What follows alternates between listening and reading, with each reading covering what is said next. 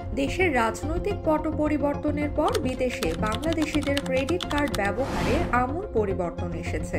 আগে বেশিরভাগ সময় বাংলাদেশিরা ভারতে গিয়ে সবচেয়ে বেশি ক্রেডিট কার্ড ব্যবহার করত, কারণ প্রতি বছরই চিকিৎসা, কেনাকাটা, ভ্রমণ সহ নানান কাজে অসংখ্য বাংলাদেশি ভারতে যায়, যার ফলে ক্রেডিট কার্ডে ভারতেই সবচেয়ে বেশি খরচ করত বাংলাদেশিরা। এখন সেই জায়গায় দখল করেছে যুক্তরাষ্ট্র ও থাইল্যান্ড।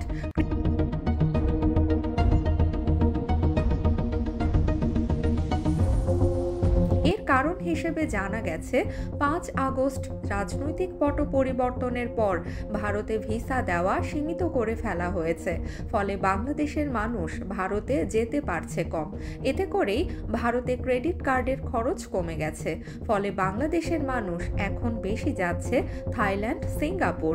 এতে এসব দেশে ক্রেডিট কার্ডের ব্যবহারও বাড়ছে। ক্রেডিট কার্ডে ভারতে বাংলাদেশিদের ব্যয় 3 নম্বরে চলে এসেছে। বাংলাদেশ ব্যাংকের সর্বশেষ হালনাগাদ প্রতিবেদনে এসব তথ্য উঠে এসেছে। দেশের বাইরে বাংলাদেশি ক্রেডিট কার্ডের দ্বিতীয় সর্বোচ্চ ব্যবহার এখন থাইল্যান্ডে। প্রতিবেদন থেকে পাওয়া তথ্যে দেখা যায়, সেপ্টেম্বরে থাইল্যান্ডের বাংলাদেশিরা এদেশের দেওয়া ক্রেডিট কার্ডে খরচ করেছিলেন 42 কোটি টাকা। অক্টোবরে এই খরচ এক লাফে বেড়ে যায় 57 কোটি টাকায়। এতে বিদেশের বাংলাদেশিদের ক্রেডিট কার্ড ব্যবহারে দ্বিতীয় স্থানে উঠে আসে থাইল্যান্ড। মোট খরচের 11.42% খরচ করেছে দেশটিতে, যেটি সেপ্টেম্বরে ছিল 9.88%। সেপ্টেম্বরে ভারতে খরচ হয়েছিল 12.8%। অক্টোবরে তা কমে হয়েছে 10.78%।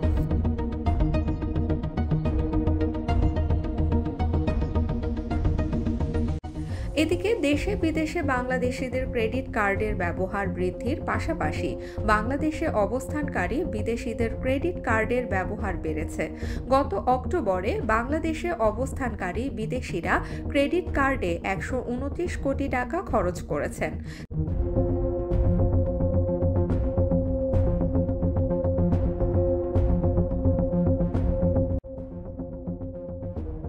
সেপ্টেম্বরে যার পরিমাণ ছিল 111 কোটি টাকা। সেই হিসাবে এক মাসের ব্যবধানে বিদেশিদের খরচ বেড়েছে 18 কোটি টাকা বা সোয়া 16%। এ দেশে বিদেশিরা ক্রেডিট কার্ডের ব্যবহার সবচেয়ে বেশি করে নগদ অর্থ উত্তোলনে। অক্টোবরে 129 কোটি টাকা খরচের মধ্যে 47 কোটি টাকাই বিদেশিরা নগদে উত্তোলন করেছে।